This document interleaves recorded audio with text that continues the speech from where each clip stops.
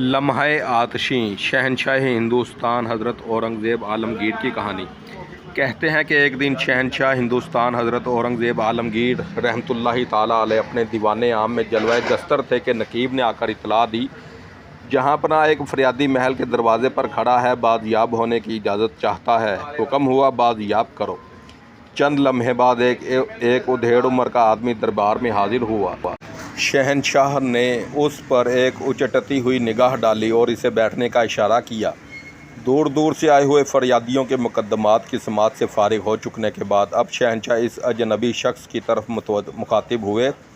دربار شاہی میں کیا فریاد لائے ہو فریادی؟ فریادی بولا، جہاں پناہ میں ایک بہروپیہ ہوں، صرف اس تمنا سے گجرات سے حاضر ہوا ہوں کہ شہنشاہ ہند کے دربار سے اپنے فن کا کوئی اعزاز حاصل کروں۔ اس دربار میں اہل کمال کی قدردانی کا بڑا شہرہ سنا ہے۔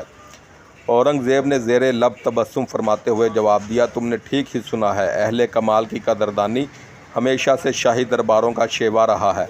میں اجازت دیتا ہوں کہ اپنے فن کا مظاہرہ کرو۔ ایک بہروپیہ کا سب سے بڑا کمال یہی ہے کہ وہ اپنے وجود کو اصلیت کے سانچے میں اس طرح ڈھالے کہ نقل کا پہچاننا مشکل ہو جائے۔ تم نے اگر مجھے دھوکہ دے دیا تو میں یقین کر لوں گا کہ تم اپنے فن میں کامل دستگار رکھتے ہو۔ اسی دن ایک قدردان کی طرح میں تمہارے کمال فن کی داد دوں گا۔ شہنشاہ کا یہ جواب سن کر خوشی خوشی بہروپیہ دربار سے رخصت ہوا اور اپنی قیام گاہ پر پہنچ کر کئی دن سوچتا رہا کہ کون سا روپ اختیار کیا جائے کہ بادشاہ کو بھرپور دھوکہ دیا جا سکے۔ کچھ عرصے بعد ایک مہم سے واپس ہوتے ہوئے شہنشاہ راستے میں بیمار پڑ گئے۔ دہلی کی راجدھانی میں ہلچل مچ گئی، ہر طرف عبادت خانوں اور درسگاہوں میں دعائے صحت مانگی جانے لگی۔ شاہی بیگمات نے نفلی روزوں کی منت مان لی، گلی گلی میں محتاجوں اور مسکینوں کو خیرات لٹائی گئی۔ علاج کے لیے ملک کے کونے کونے سے ماہر طبیبوں کا تانتا بند گیا۔ چند ہی دنوں میں شہنشاہ روبہ صحت ہونے لگے۔ غسل صحت کے دن ساری راجدھانی خوشیوں کے شادیانے میں ڈوب گئی۔ بیماری سے صحت یابی کے بعد آج پہلی مرتبہ شہنشاہ دربار عام میں تشریف لانے والے تھے۔ مشتاقان دید سے دربار کھچا کھچ بھرا ہوا تھا۔ آنکھیں پھاڑے ہوئے ہر شخص بادشاہ کی آمد کا منتظر تھا کہ اتنے میں نقیبوں نے آواز دی، سارا دربار سرو قد کھڑا ہو گیا۔ مبارکباد اور ایام اقبال کی دعاؤں کی گونج میں شہنشاہ تخت آبنوس پر جلوہ افروز ہوئے۔ اسی درمیان میں ایک چوبدار نے آ کر خبر دی، جہاں پناہ کی علالت مزاج کی خبر ایران تک پہنچ گئی ہے۔ علاج کے لیے شاہ ایران نے اپنا خصوصی طبیب دربار عالی میں حاضر کیا ہے، وہ بازیاب ہونے کی اجازت چاہتا ہے۔ شہنشاہ نے اس خبر کا خیر مقدم کرتے ہوئے اسے بازیاب ہونے کی اجازت مرحمت فرمائی۔ سارے درباری ایران کے شاہی طبیب کو دیکھنے کے لیے متوجہ ہو گئے۔ تھوڑی ہی دیر بعد حکمہ یونان کی دستار و ابا میں ایک بڑا شخص نمودار ہوا۔ اس کی پیشانی سے حکمت و دانائی کی ذہانت ٹپک رہی تھی۔ اس کے پیچھے غلاموں کی ایک لمبی قطار تھی، جن کے سروں پر دعاؤں کے چھوٹے بڑے صندوق رکھے ہوئے تھے۔ سارا دربار شاہ ایران کے جذبہ ہمدردی کی ستائش سے گونج اٹھا۔ شہنشاہ تھوڑی دیر تک نظر جمائے ہوئے آنے والے کو دیکھتے رہے۔ ایران کا طبیب جیسے ہی پا بوسی کے لیے آگے بڑھا، شہنشاہ نے مسکراتے ہوئے کہا، میں نے تمہیں پہچان لیا۔ یہ جواب سنتے ہی مارے شرم کے بہروپیہ پانی پانی ہو گیا۔ اسے اپنے فن کی ناکامی پر اتنا قلق ہوا کہ الٹے پاؤں دربار سے واپس لوٹ گیا۔ ایک عرصہ دراز تک وہ اپنی شکست کے غم سے نڈال رہا۔ آنکھوں کی نیند اڑ گئی، پھر آہستہ آہستہ اس نے اپنے ٹوٹے ہوئے حوصلوں کو جوڑ کر کھڑا کیا۔ وقت گزرتا گیا۔ آج رمضان المبارک کی 29 تاریخ تھی۔ غروب آفتاب کے بعد دور افق مغرب پر ہلال عید کے تمنائیوں کی نگاہیں جم گئیں۔ چند ہی لمحے بعد شور اٹھا، عید کا چاند نظر آ گیا۔ قلعہ معلیٰ سے توپیں سرد ہوئیں اور سارا شہر مسرت و نشاط کی بارشوں میں نہا گیا۔ ہر طرف عید کی چہل پہل شروع ہو گئی۔ عزت و وقار کی کھلی ہوئی فضا میں عید کی حقیقی خوشی ہر گھر سے پھوٹی پڑ رہی تھی۔ رات گئے تک علماء و مشائخ کی بارگاہوں سے شکر خداوندی کی تہنیتیں بلند ہوتی رہیں اور عاشقان الہی تسبیح و تہلیل کے انوار میں نہاتے رہے۔ آج ساری رات کے لیے قلعہ معلیٰ کا دروازہ کھلا ہوا تھا۔ مملکت کے سارے مساکین امڑتے ہوئے سیلاب کی طرح ٹوٹ پڑے تھے۔ اعلان عام تھا کہ عید کے دن چاروں پر کوئی بھوکا ننگا اور مفلوق الحال نظر نہ آئے۔ صبح ہوتے ہوتے سارے اہل حوائج کی حاجتیں پوری کر دی جائیں۔ راجدھانی میں جشن مسرت کا یہ سماں ساری رات قائم رہا۔ صبح ہوئی تو ایک نئی فصل بہار کی مسکراہٹیں ہر طرف بکھر گئی تھیں۔ ساری فضا رنگ و نور میں شرابور تھی۔ نورس کلیوں، شگفتہ پھولوں اور مہکتے ہوئے غنچوں کے رنگ برنگ جلووں سے سارا شہر گلستان میں تبدیل ہو گیا تھا۔ اسلامی اقتدار کا لہراتا پرچم آج آسمان کی رفتوں کو آواز دے رہا تھا۔ یہی عالم جان نواز تھا۔ قلعہ معلیٰ سے نماز عید کے لیے پہلی توپ سرد ہوئی۔ تھوڑی دیر کے بعد شاہراہوں پر فرزندان توحید کی قطاریں لہراتی ہوئی موجوں کی طرح امڑنے لگیں۔ دوسری توپ کے سرد ہوتے ہی قلعہ معلیٰ سے شاہی جلوس جامع مسجد کی طرف روانہ ہو گیا۔ آج امیر کشور ہند کی پیشانی پر عجز و نیاز بندگی کی خاک چمک رہی تھی۔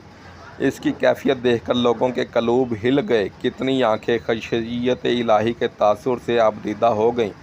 انہی رقت انگیز جذبات و عبودیت کے سائے میں عید کی دوگانہ نماز ختم ہوئی۔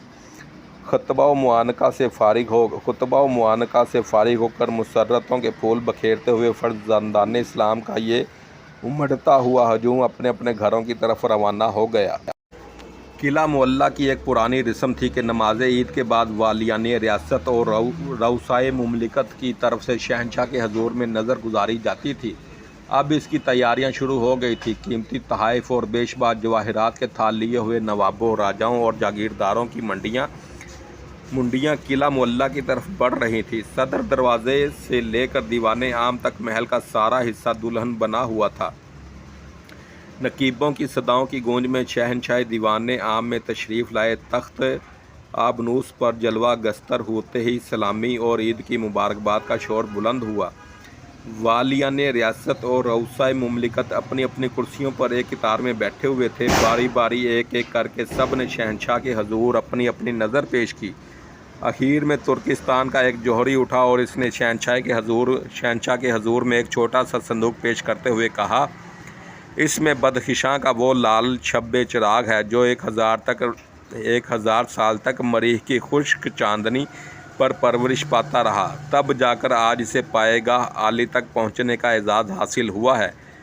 کوکبہ اقبال کی تابندگی سلامت رہے۔ بزم فلک کا یہ پرورد و نگینہ اس وقت روئے زمین پر ایسا ہی منفرد اور لا شریک ہے جیسے جہاں پناہ کی ستوت شاہانہ۔ شب ہائے تار کی روشنی، دیدہ و عقل کا چراغ، چمنستان آرزو کا لالا، بہت سارے ناموں سے ترکستان کے جواہریوں نے اسے موسوم کیا ہے۔ فرما روائے ہند کے حضور میں یہ تحفہ نایاب پیش کرتے ہوئے آج میری مسرت کی کوئی اب انتہا نہیں ہے۔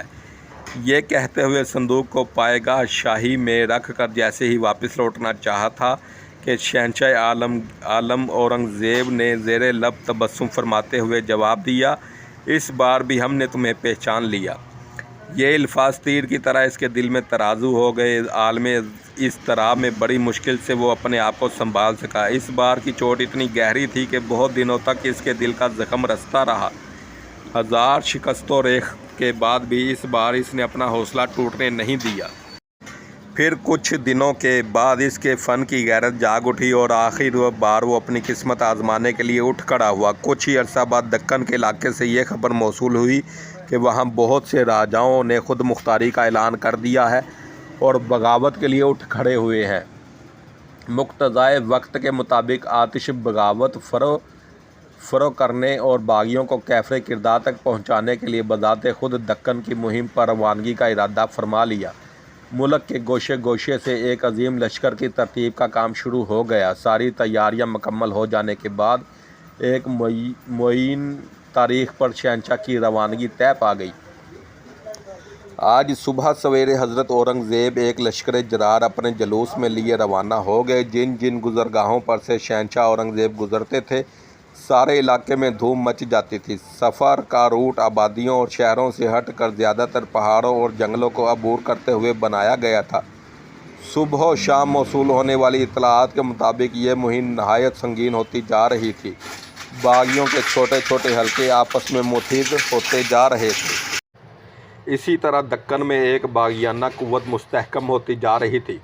اس لیے اس سفر میں ہر دوسرے تیسرے پڑاؤ پر نئی نئی کمک فوج میں شامل ہوتی جا رہی تھی۔ حضرت اورنگزیب عالمگیر طبعاً بزرگان دین اور اولیاء مقربین کے ساتھ گہری عقیدت رکھتے تھے۔ اس لیے دستور یہ تھا کہ راستے میں جہاں جہاں بھی کسی بزرگ کا مزار ملتا قافلہ روک کر مزار پر حاضری دیتے، فاتحہ پڑھ کر فتح و نصرت کی دعائیں مانگتے اور روانہ ہو جاتے۔ دوران سفر ایک پہاڑی سلسلے کو عبور کرتے ہوئے ایک جگہ سے گزرے تو دیکھا کہ کئی ہزار انسانوں کا ہجوم لگا ہوا ہے۔ خیموں اور پھونس کے جھونپڑوں کی ایک بستی بس گئی ہے۔ کوہسار کے ویرانوں میں آدمیوں کا یہ میلہ دیکھ کر شہنشاہ کو بڑی حیرت ہوئی۔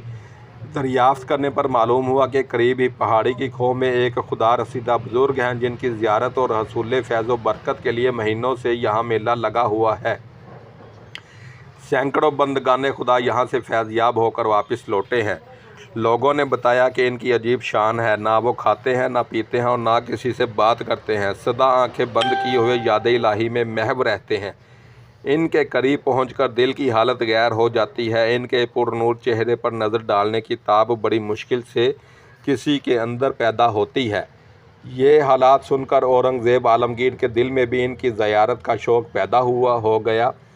امیر لشکر کو حکم دیا کہ یہاں پڑاؤ ڈال دیا جائے۔ دم کے دم میں پہاڑ کا طویل و عریض دامن ایک شہر میں تبدیل ہو گیا۔ شام ہو چکی تھی، اس لیے طے پایا کہ صبح کے اجالے میں درویش کی زیارت کے لیے شہنشاہ تشریف لے جائیں گے۔ صبح ہوتے ہی پہاڑ کی کھو تک ساری گزرگاہ کو سپاہیوں نے ہموار کر دیا۔ ایک خدا رسیدہ بزرگ کی زیارت کی نیت سے شہنشاہ نے غسل کیا، نئے کپڑے زیب تن فرمائے، 2 رکعت نماز نفل ادا کی اور برہنہ پاؤں چل کھڑے ہوئے۔ عقیدت کا اہتمام شوق دیکھ کر لوگوں نے بادشاہ کی نیک طینی اور دور درویش نوازی کا اعتراف کر لیا۔ غار کے دہانے پر پہنچ کر شہنشاہ رک گئے۔ خادم نے بتایا کہ ابھی حضرت عالم استغراق میں ہیں، تھوڑی دیر توقف کیا جائے۔ شہنشاہ مجسمہ عقیدت بنے ہوئے انتظار شوق میں کھڑے رہے۔ کچھ وقفے کے بعد خادم نے آ کر اطلاع دی کہ اب اندر تشریف لے چلیے۔ اندر کے حصہ میں چونکہ رات کی طرح اندھیرا تھا، اس لیے جگہ جگہ کافوری مشل روشن کر دی گئی تھی تاکہ شہنشاہ کو وہاں پہنچنے میں زحمت نہ ہو۔ خدا رسیدہ بزرگ کے قریب پہنچ کر شہنشاہ بہت زیادہ متاثر ہوئے۔ فرش زمین پر ادب سے 2 زانوں بیٹھ گئے۔ دیر تک ان کے روحانی فیوز و برکات کے امیدوار بن کر خاموش بیٹھے رہے۔ کافی وقت گزر جانے کے بعد بادشاہ نے اپنی مہم کی کامیابی کے لیے دعا کی، درخواست کی، لیکن درویش نے بادشاہ کے عرض داشت کی طرف کوئی توجہ نہیں کی۔ وہ بدستور اپنے عالم محویت میں ڈوبا ہوا تھا۔ اس کے استغنا کی یہ شان دیکھ کر بادشاہ اور زیادہ متقد ہو گیا۔ کافی دیر گزر چکی تھی، اس لیے بادشاہ نے واپسی کا ارادہ کیا۔ خادم باہر نکل چکا تھا، اب مکمل تنہائی کا عالم تھا۔ بادشاہ نے دم رخصت درویش کی خدمت میں اشرفیوں کا ایک توڑا بطور نذرانہ پیش کیا اور اٹھتے ہوئے جیسے ہی وہ دست بوسی کے لیے جھکا، بہروپیہ نے دونوں ہاتھ سے بادشاہ کے قدم تھام لیے۔ بس ہو گیا جہاں پناہ، میرے فن کا یہ آخری سٹیج تھا۔ میں درویش نہیں ہوں، وہی بہروپیہ ہوں جسے 2 بار آپ نے شکست دی ہے۔ اتنی بڑی گستاخی مجھ سے سرزد نہیں ہو سکتی کہ آپ میرے ہاتھ کا بوسہ لیں۔ یہ جواب سن کر بادشاہ پر ایک سکتے کی کیفیت طاری ہو گئی۔ عالم تحیر میں دیر تک وہ خاموش رہا۔ تھوڑی دیر بعد جب حیرت کا طلسم ٹوٹا تو ارشاد فرمایا، آج میں نے تسلیم کر لیا کہ تم اپنے فن میں کمال ہو۔ اب اسی خوشی میں کہ تم نے میرے اوپر فتح حاصل کر لی ہے، اشرفیوں کی تھیلی قبول کر لو۔ تمہارے فن کا صحیح حق میں اس وقت ادا کروں گا جب قلعہ معلیٰ دہلی میں تم مجھ سے ملاقات کرو گے۔ دکن کی مہم سے فارغ ہو کر جب میں دارالخلافہ کو واپس لوٹوں گا تو تمہارا نہایت شدت سے انتظار کروں گا۔ یہ کہتے ہوئے جیسے ہی بادشاہ نے قدم آگے بڑھایا، بہروپیہ نے دامن تھام لیا۔ جہاں پناہ، اشرفیوں کی یہ تھیلی لے کر اب میں کیا کروں گا؟ اب تو دل کی دنیا ہی بدل گئی ہے۔ آج تک حقیقت کے جس چہرے پر بے شمار پردے پڑے ہوئے تھے، اب میں کھلی آنکھوں سے اسے بے نقاب دیکھ رہا ہوں۔ فقیر و درویش کی نقل میں جب یہ اثر ہے کہ کشور ہند کی معزز پیشانی میرے آگے جھک گئی تو اصل کی طرف اگر میں رخ کر لوں تو کسی اور اعزاز کی ضرورت کیا ہے؟ یہ کہتے ہوئے ایک چیخ ماری اور جیب و گریباں کی دھجیاں اڑاتا ہوا چشم زدن میں نگاہوں سے اوجھل ہو گیا۔ بادشاہ پر پھر ایک سکتے کی کیفیت طاری ہو گئی۔ اس رقت انگیز واقعہ کے اثر سے آنکھیں بھیگ گئیں۔ غار کی تنہائی میں دیر تک سوچتے رہے۔ خدا کی شان بھی کیسی بندہ نواز بے نیاز ہے۔ کوئی عمر بھر جھک مارتا ہے تو دروازہ نہیں کھلتا اور کسی کے لیے ایک ہی لمحہ آتشی زندگی بھر کی غفلتوں کا کفارہ بن جاتا ہے۔ پھر بادشاہ کی توجہ تصویر کے دوسرے رخ کی طرف مبذول ہوئی۔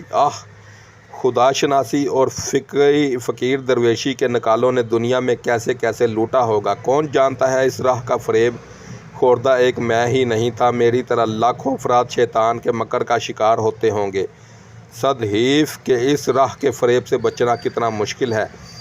تسبیح و مصلی، تقدیس و تحلیل اور ریاضت و عبادت کے چمکدار سکون پر کون نہیں ریجھ جائے گا۔ پروردگار تو ہی اپنے محبوب کی بھولی بھالی امت کو وقت کے فریب کاروں سے بچا۔ آمین ثم آمین۔